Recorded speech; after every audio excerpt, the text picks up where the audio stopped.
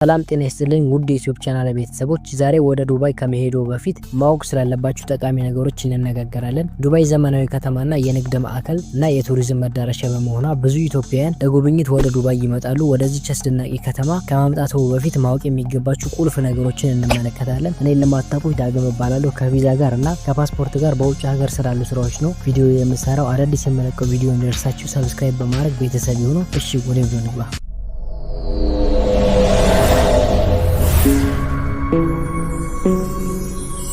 እሺ ክብራን የቻናል ቤተሰቦች፣ ወደ ዱባይ ለመምጣት የመጀመሪያ የሚያስፈልጋችሁ ነገር ቪዛ ነው። ማለትም የትውልድ ሀገሮ መሰረት በማድረግ የትኛው ቪዛ ማግኘት እንደሚችሉ አስቀድመው ያረጋግጡ። ቪዛ ለማግኘት ፓስፖርቶ ቢያንስ ለ6 ወር የእድሳት ጊዜ ገደብ ሊኖረው ይገባል ማለት ነው። ዱባይ ሞቃታማ የአየር ንብረት አላት። በተለይም ደግሞ ከግንቦት እስከ መስከረም ያለው ጊዜ በጣም ሞቃታማ ሊሆን ይችላል። ስለዚህ ለጉዞ ተስማሚ ልብሶችን የያዙ። በዱባይ ሀገር ዋና ቋንቋ አረበኛ ነው፣ ነገር ግን እንግሊዝኛ በስፋት ይነገራል። የአረበኛ ቃላትን መማር በጣም አስፈላጊ ነው። በተለይም ወደ ዱባይ ሀገር ለመኖር ከሆነ የሚሄዱት የሚያስፈልጋችሁ ይሆናል ማለት ነው። ዱባይ የእስልምና እምነት ተከታይ እንደመሆኗ ባህላቸውን ማክበር ተገቢ ነው። በዱባይ አደባባይ ጨዋነት የተሞላበት አለባበስ መልበስ ተገቢ ነው ማለት ነው።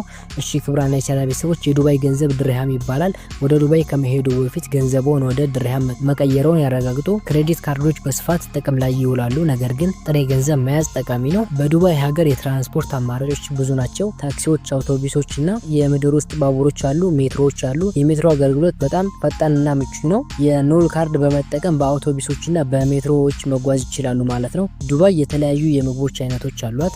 እንደ ሸዋርማ እና አልማ ቺፕስ ያሉ ምግቦች በጣም ተወዳጆች ናቸው። እንዲሁም የተለያዩ ዓለም አቀፍ ምግብ ቤቶች በከተማ ውስጥ ይገኛሉ። ዱባይ ለገበያ በጣም ጥሩ ቦታ ናት። ዘመናዊ የገበያ ማዕከል እና ባህላዊ ገበያዎች አሏት። በወርቅ ገበያ፣ ጎልድ ስቶክ እና የቅመማ ቅመም ገበያ መጥቀስ እንችላለን። ወደ ዱባይ ከመሄዱ በፊት እነዚህን ነገሮች ማወቅ ጉዞውን የበለጠ አስደሳች የተሳካ ያደርገዋል። ለጉዞ መልካም እድል። ይህ ቪዲዮ እንደጠቀማችሁ ተስፋ አደርጋለሁ። ማንኛውም ጥያቄ ካላችሁ ኮሜንት ላይ ጻፉልኝ፣ የመመለስላችሁ ነው የሚሆነው። እንዲሁም ሰብስክራይብ በማድረግ ቤተሰብ ይሁኑ። በሌላ ቪዲዮ እስከምንገናኝ ባይ።